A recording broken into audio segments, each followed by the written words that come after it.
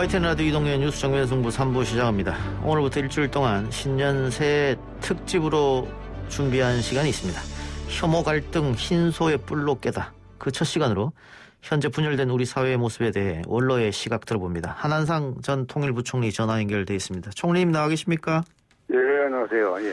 그동안 어떻게 지내셨어요? 그동안 흥미로운 사건이 미국에 터져서 예.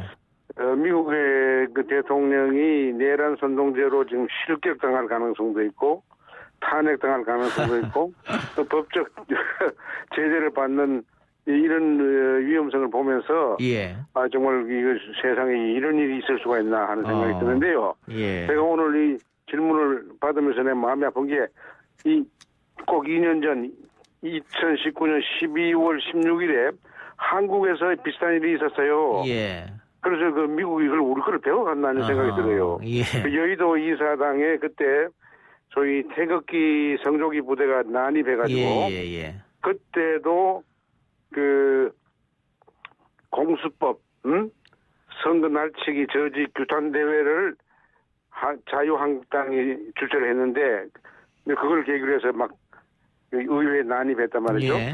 그래서 그걸 보면서 미국 의회에 난입한 트럼프 지지자들이 성조기를 들고 있고 또 어떤 보도에 의하면 태극기도 보인다고 그러니까 말이에요. 그러니까 예. 우리한테 배워갔나 이런 생각을 하면서 예. 그 요즘 며칠간 아주 심각한 뭐라 그럴까 자괴감에 빠지기도 하고 슬프기도 하고. 그런데 하나 여기서 우리가 배울 거는 예. 그렇게 되니까요 혐오와 증오 이걸 폭력적으로 표현하는 SNS를 미국에서는 정부가 간섭해서가 아니라 그 트위터라든지 애플, 구글, 아마존이 자기가 자율적으로 자기 규제를 하네요. 예. 이거 우리 배워야 돼요. 예. 혐오 이런 혐오 폭력적 혐오 이걸 갖다가 우리도 SNS에 굉장히 많이 돌아다녔는데 그거 좀 자제했으면 좋겠어요. 예, 우리 플랫폼 사업자들이 조금 방치하는 경향이 있는데 외국처럼 좀 적극적으로 나서야 된다 이 말씀이네요. 예. 그렇죠. 근데 조금 다른 얘기긴 합니다만은 지금 미국 상황을 봐도 그렇고 이 코로나19의 민낯이랄까요? 지금까지 정치, 경제 선진국이라고 하던 구라파나 이 미주의 여러 나라들이 이번에 굉장히 안 좋은 아주 민낯을 보여줬습니다. 그건 어떻게 보고 계세요? 왜 그렇다고 보십니까? 지금 시간이 그 노래 하려고 그러면 나한테 30분 소리되는데 내가 이야기할 수 없고. 예. 지금 내 질문 가보면 추미애 윤석열 대립과 공수처 질문 중에 있으니까 그 이야기를 합시다. 그래, 알겠습니다. 제가 드린 질문은 다음에 다시 한번 시간 나서 말씀해 주시고. 그건 따로 합시다.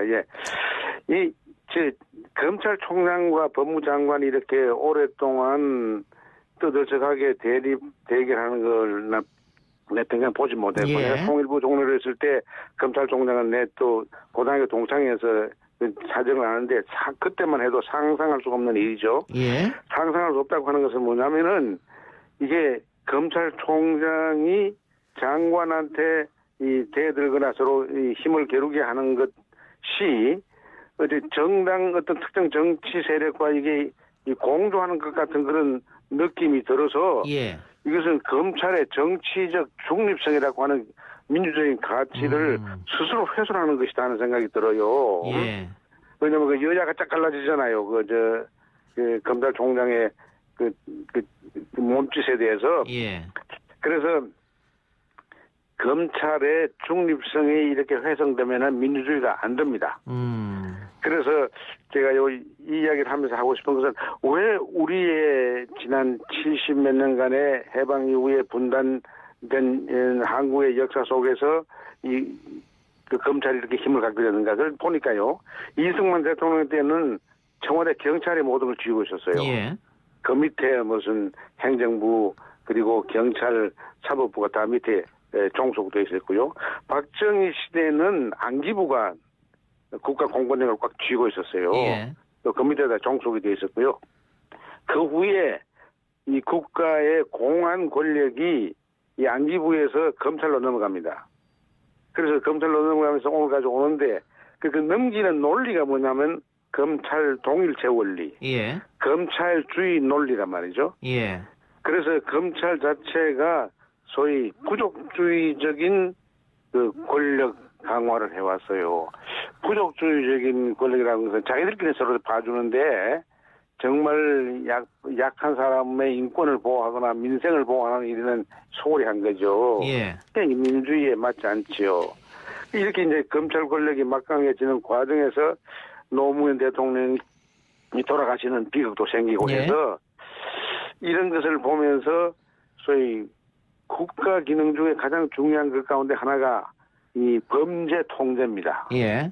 근데 이 범죄 통제를 함에 있어서도 민주주의인 것은 이것을 그 권력기관들 사이에 힘을 분산시키고 서로 나눠 가져야 되는데 예. 우리는 수사권이나 기소권을 검찰에 완전히 독점하는 데다가 아까 제가 말씀드린 대로 검찰주의 문화 그리고 이 검찰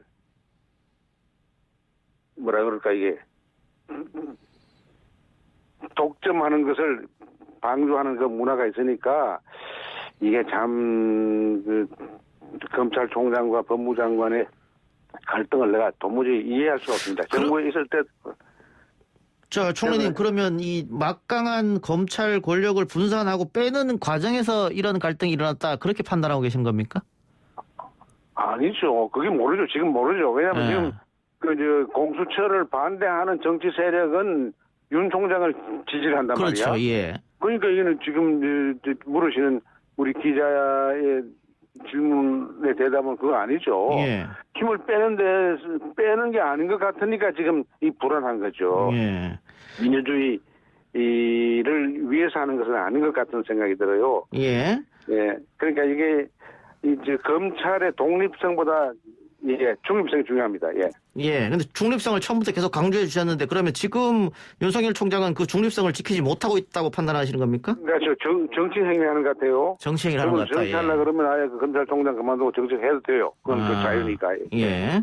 근데 관련해서 뭐 추미애 장관은 사의를 표명했고 이제 바뀔 테고요. 다음 법무장관으로. 또 대통령도 그와 관련해서 사과를 했는데 검찰총장은 뭐 사과라든가 뭐 사의를 표명한다 이런 모습을 안 보인단 말이죠. 거기에 대해서 어떻게 보고 계십니까? 그건 인품의 차이고 인격의 차이인데 예. 그게 대통령이 더 높으니까 대통령이 그걸 방치한 것은 대통령 잘못도 있어요. 그러니까 대통령이 먼저 그 자기 잘못을 이렇게 국민 앞에 시인한 거는 그건 민주주의에서는 좋은 겁니다. 예. 트럼프가 절대로 못하는 게 자기 잘못을 시인 못하는데 우리 대통령한테 그런 걸 좀 배워야 돼요. 예. 그럼 앞으로는 어떻게 될 것 같습니까? 지금 박범계 의원이 다음 법무장관으로 되는데 이 갈등이 이어질 것 같습니까? 어떨 것 같습니까? 박범계 의원은 내 개인적으로 잘 모르지만은 내가 거리를 두고 늘 보면은 그분의 인품과 능력과 경력이 이런 것을 극복해내는데 나는 괜찮다고 생각합니다. 예. 그분이 원래 판사하다가 예. 노무현 대통령 때 이제 서민적인 노무현 대통령의 정치를 이제 도와주고 싶어서 정치에 뛰어든 사람이란 말이죠. 예. 근데 그분이 판사로 있을 때부터 그랬겠지만은 저희 약한 국민의 민생 문제나 인권 보호에 굉장히 관심이 많습니다. 그래서 지난번 그 탄핵 국면에서도 아주 굉장히 모범적인 성실한 활동을 하더라고요. 텔레비전 보니까. 예.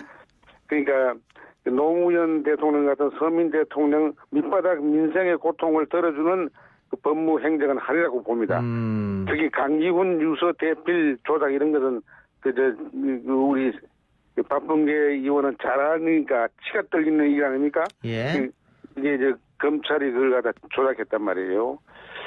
국민을 오랫동안 쏘겠죠. 이런 걸 다 몸으로 겪었기 때문에 검찰 권력 강화를 통한 민주주의 후퇴 이런 것은 안 할 겁니다. 알겠습니다. 또 하나 그 연초에 또 국민 갈등 이야기가 나오는 게 이제 전직 대통령들 사면 문제입니다. 거기는 어떻게 보고 계세요? 예, 그게 참 중요한데요. 그 전직 대통령들이 내 그 범죄는 잘 알려지지 않습니다. 그런데 이 지난번 두 대통령이 이제 이게 사면 문제가 나왔는데 예. 그들이 역사와 백성들 국민들 앞에서 저질렀던 그 범죄 행위가 이제 많이 알려졌기 때문에 예. 지금도 숨겨진 게 있겠지만 많이 알려졌기 때문에 그것에 대한 그들의 진솔하고 정직한 참회가 있어야 돼요. 사과가 있어야 돼요. 예. 그 사과 없이 사면받으면은 자기들이 그 중대한 국민과 역사 앞에 한 죄악을 그것을 두둔하는 것이 돼서 그 재생산되고 더 나쁜 그런 범죄가 또 나오게 된다고요. 예. 그러니까 이것을 끊기 위해서는 그들의 진정한 사과가 있을 때는 나는 사면하는 게 좋다고 봐요. 국민 통합을 위해서 사면하는 게 좋다고 생각해요. 제가 통일부 총리를 끝내고 미국 대통령 특사로서 남아프리카에 만델라 대통령 취임 때 간 적이 있어요. 예. 그때 또 그 만델라 정권의 큰 문제가 예. 이 백인들 인종차별 정책 때 많은 사람들이 억울하게 죽었고 그 차별당하고 감옥 가고 고통당했는데 그것을 풀기 위해서 그 세계적인 양심적인 투투 대주교를 그 진실화해위원회 위원장을 만들었단 말이죠. 예. 그때 내가 그거를 만난 적이 있어요. 만나서 이야기를 해보니까 이게 기본 정신이 그런 거예요. 저 사람들이 역사와 국민들 앞에 엄청난 잘못된 죄악이 아무리 크다 하더라도 진정한 사고가 있으면 사면해야 된다. 예. 사과가 먼저 선행돼야 된다 이 말씀이고. 그렇지. 그래서 진실 먼저 나오고 진실화해위원회가 됐다고요. 예, 알겠습니다. 근데 이번에 진실을 안 밝히고 이걸 덮고 이걸 오히려 그 범죄를 용인하는 것처럼 되면은 그 범죄가 바로 계속되어서 국민에게 고통을 줄 것이다 이거죠. 예. 근데 우리가 지금 갈등 얘기를 하고 있는데 뭐 아직도 뭐 남북 갈등이니 젠더 또 지역 뭐 세대 갈등이 많습니다. 근데 갈등을 조정하는 책무가 정치권에 있는데 요즘 보면은 정치권에서 오히려 더 갈등을 조장하는 게 아닌가 싶기도 한데요. 총리님 봤을 때 이 갈등을 극복할 수 있는 방법들이 어떤 게 있을까요? 그 갈등을 그걸 하려 그러면요. 그 갈등을 통해서 이득을 보는 세력이 항상 있습니다. 이를테면 남북 간에 이 긴장 관계가 이게 촉발되면 누가 이득 뽑니까? 예. 남쪽에는 그 냉전을 강화해서 권위주의 정치를 재생산하려고 하는 사람들이 그 덕을 보고 북한은 북한대로 강경파들이 그 덕을 본단 말이에요. 그러니까 이런 일이 없으려 그러면은 서로 미워하고 혐오하는 정치를 강화시켜서 덕을 보는 정치 세력들이 그것을 못하도록 하는 장치를 만들어야 돼요.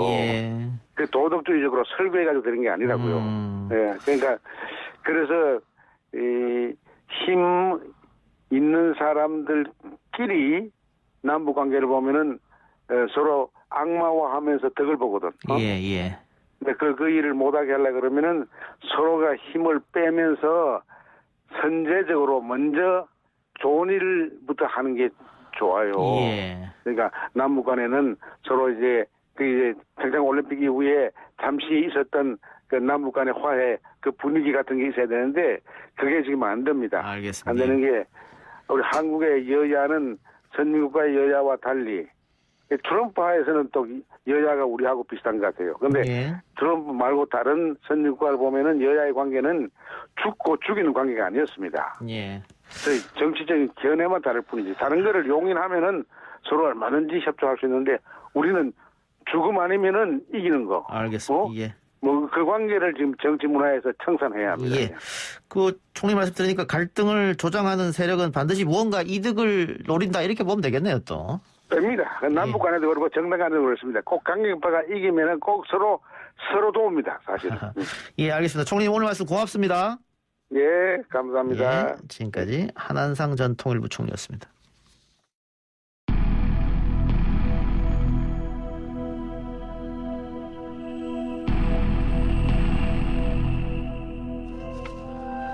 (3부) 사건 처리반 바로 이어집니다. 영화보다 더 영화 같은 현실 뉴스들을 파헤쳐보는 시간. 뉴스 정면 승부의 사건 처리반장 배상훈 프로파일러 전화 연결하겠습니다. 교수님 나와 계십니까? 예, 안녕하세요. 배상훈입니다. 교수님도 2주간 자가격리였습니까? 예. 뭐 하셨어요, 2주 동안? 공부하고. 자가격리 하면서 혹시 방송은 안 하셨습니까? 이렇게 전화로. 그냥 가끔 했었죠. 2주 동안 있으나 굉장히 답답하셨을 것 같은데, 저도 너무나 답답해서 좀 애를 먹었었는데, 어쨌든, 이제 자가격리 풀리셨으니까 방송 활동 열심히 해주시고요. 예. 자, 오늘 주제 들어가기 전에 정현희 사건과 관련해서 경찰청장이 전담팀을 만들 예정이다 이렇게 말하는 것 같은데요. 어떤 내용입니까?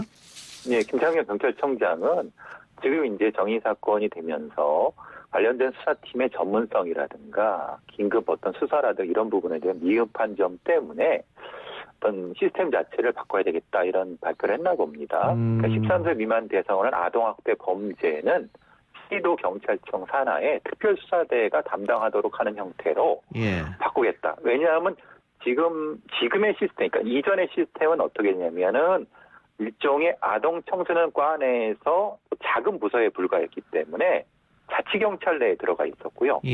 지금 이 경우는 수사경찰 내에 특별수사대 형태로 확대 강화하고 전문력을 투입하겠다는 방식으로 경찰청장이 좀 의지를 밝힌 것 같습니다. 근데 사후 약방문 같은 느낌도 좀 납니다.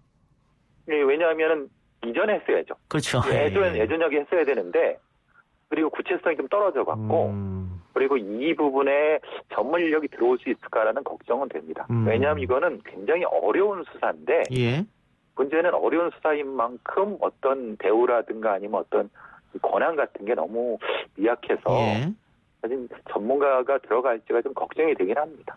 알겠습니다. 좀 지켜보고요. 자, 최근 청와대 홈페이지에 고양이를 잔혹하게 학대하는 오픈 채팅방을 처벌해달라 이런 청원글이 올라왔고 벌써 20만 명 이상이 동의했다고 하는데 어떤 내용입니까? 네, 국민청원 게시판에 이게 카톡 오픈 채팅방이 개설된 것 같습니다. 말하자면 길고양이 울음소리가 싫다고 해서 활로 쏴 죽이고 뭐 머리를 이렇게 두개골을 부수고 이걸 사진 찍어서 자랑하고 마치 고양이판 엠번방 같이 어떤 길냥이들한테 이런 행위를 하고 자랑스럽게 마치 그 사진을 찍어서 공유하는 이런 오픈 채팅방을 처벌해달라는 청원이 그 내용들입니다. 그 오픈 채팅방은 익명으로 다 들어가서 보고 글을 올리고 할 수 있는 모양이죠? 근데 이제 잠깐만 엠번방처럼 등급이 있는 거죠. 다 볼 수 있는 게 있고 또 올라가고. 그러니까 똑같다고 생각하시면 된다. 엠번방이랑. 그런데 우리가 지금 귀로 이야기를 듣는 것만 해도 굉장히 불편한데 이런 것을 영상을 찍고 또 그런 잔혹한 행위를 하고 이걸 공유하고 그런 사람들 심리는 어디에 있을까요? 일종의 가장 기본적인 건 관심종자가 가장 기본적이고요. 일단 타인한테 두려움을 줌으로써 자기가 그 만족감 얻으려고. 그러니까 타인을 심리를 내리면서 자기를 높이려고 하는 두 가지 심리가 같이 나타나는 건데 이런 학대적인 심리 같은 경우는 기본적으로 매우 불안정하고 또 의존형의 사람들이 많습니다. 그렇기 때문에 자기를 봐달라. 그런 형태로 이런 행위들을 과시형으로 하는데 문제는 그 다음이죠. 실제로 사진을 올리는 것 말고 실제 행동을 올리는 것은 이건 가학성이 또 점증되는 겁니다. 그러면 이게 또 단계적으로 진화할 수도 있는 거 아닙니까? 동물에서 사람으로 간다든가? 그렇죠. 처음에는 사진을 공유하는 거, 그 다음에 동물을 실제로 죽이는 거, 그 다음에 사람에서 이종간, 그러니까 동물에서 이종간을 사람으로 옮겨가는 것, 사람 중에서 어린애로 갔다가 성인으로 갔다, 어린애로 갔다 여성으로 갔다 성인으로 갔다 이런 단계들이 있습니다. 그런데 문제는 이 동물 학대에 대한 처벌 수위가 높지 않다는 거 있는 거 아닌가요? 어떻습니까? 개정된 거 2018년 개정된 것만으로 보면은 법정형은 2년 이하의 징역 2천만 원 이하의 벌금형인데 실제로 양형 기준상으로는 대부분 벌금형에 그치게 되고요. 이른바 연남동에서 벌어졌던 사건 같은 경우만 겨우 실형이 나왔을 뿐 실제 처벌이 너무 약해서 이런 것을 방치하는 거 아니냐. 라는 어떤 비난이 분명히 존재하는 거죠. 그 연남동 사건 같은 경우에는 CCTV가 있고 이래서 좀 강하게 처벌받은 거 아닐까요? 만일 증거가 없고 영상이 없고 하면은 이 증언만으로 세게 처벌하기가 쉽지 않을 것 같은데요, 동물 같은 경우. 왜냐하면 신고를 하게 되면은 이 수사를 전담하는 전담팀이 없습니다. 그러니까 어떤 수사팀에 배정이 되면 그 사람들이 여러 사는데 순위가 밀리겠죠. 그럼 수사를 해달라고 하려면 신고자가 그 증거를 가지고 와야지 이런 형태가 된다는 겁니다. 현실적으로 수사의 시스템상으로 그렇기 때문에 그래서 이제 동물학대 신고가 직접 증거를 입증해야 되는 이런 부분의 내용이 바로 그것 때문에 그렇습니다. 근데 어쨌든 지금 이 청와대 홈페이지에 올라간 이 청원글 같은 경우에는 지금 또 기사화도 많이 됐고 했기 때문에 이거는 충분히 수사 가능할 것 같은데요? 네, 뭐 동물보호법 혹은 동물법 방조 혐의로 충분히 수사할 수 있는데 문제는 수사할 수 있는 것과 전담팀이 수사를 꼭 해야 되는 부서가 있는 건 다른 거죠. 예. 그래서 이제 논란이 되는 건 그런 거죠. 동물학대에 대한 전담 수사팀이 있어야 되지 않느냐. 지금처럼 그냥 강력팀의 일부가 하는 것은 손이가 떨어진다. 또 전담팀을 만들어야 된다. 그런 내용들을 하고 있는 거죠. 알겠습니다. 다른 사건도 좀 보죠. 마약 투약 혐의로 구속된 황하나 씨와 같이 조사를 받던 남편 오 씨와 남편의 오랜 친구인 남 씨, 이 두 사람 다 극단적 선택을 했습니다. 예. 지금 이 사건이 상당히 좀 복잡한 양상으로 나타나고 있습니다. 원래는 황하나 씨의 마약 혐의 정도로 이제 뭐 대충 정리가 되는 걸로 했었는데 관련된 사람들이 그 극단 선택을 2명이나 해갖고 그거 되게 이상하지 않습니까? 그것도 황하나 씨가 또 결혼을 했다는 얘기가 나오고 그리고 실제로 이 돌아가신 남편이라고 하죠. 남편분이 처음에는 황하나 씨를 옹호하는 진술을 했다가 죽기 전에는 그 반대 진술을 하고 이틀 뒤에 죽었다. 굉장히 뭐가 좀 냄새가 나지 않습니까? 그런 형태 때문에 그리고 실제로 유서의 내용과 죽음의 내용은 또 달라요.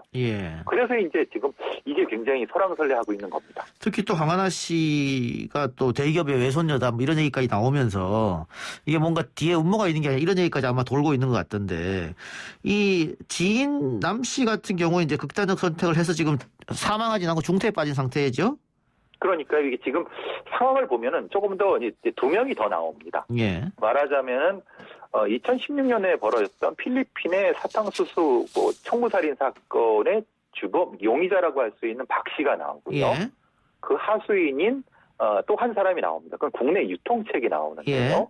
이 두 번째 국내 유통체가 관련이 있는 사람이 남 씨라는 겁니다. 그러니까 어떤 국제적으로 어떤 범죄 행위를 하는 사람이 있고 그 사람의 하수인인 국내 유통책이 있고 그 유통책과 관련된 남 씨가 있고 남 씨의 지인이 황 씨와 황 씨의 남편 이렇게 되니까 이게 이제 굉장히 큰 어떤 커넥션인가 아니면 뭔가 상당히 좀 깊은 것이 아닌가라는 얘기가 되는 거죠.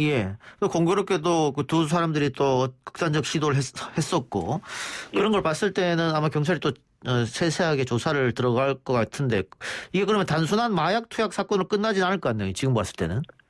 지금 현재로서 경남경찰청 마약범죄 수사계에서는 이제 7일날 이게 복합합니다. 뭐 필로폰, 엑스터시, 케타민, 뭐 온갖 종류의 마약류를 다 유통시켰습니다. 그래서 조직원 28명하고 구매 62명을 검거를 하고 그 중에 이제 국내 총책이라는 이 씨가 있는 겁니다. 그러니까 원래대로라면 남 씨를 수사하면서 타고 올라간 것 같습니다.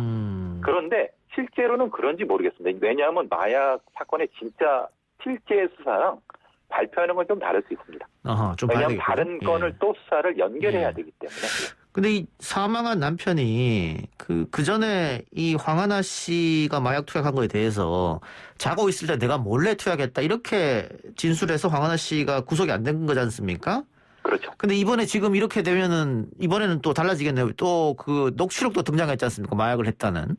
그렇죠. 그러면 이번에는 실형을 면하기 어려울 것 같긴 한데 어떻게 보세요?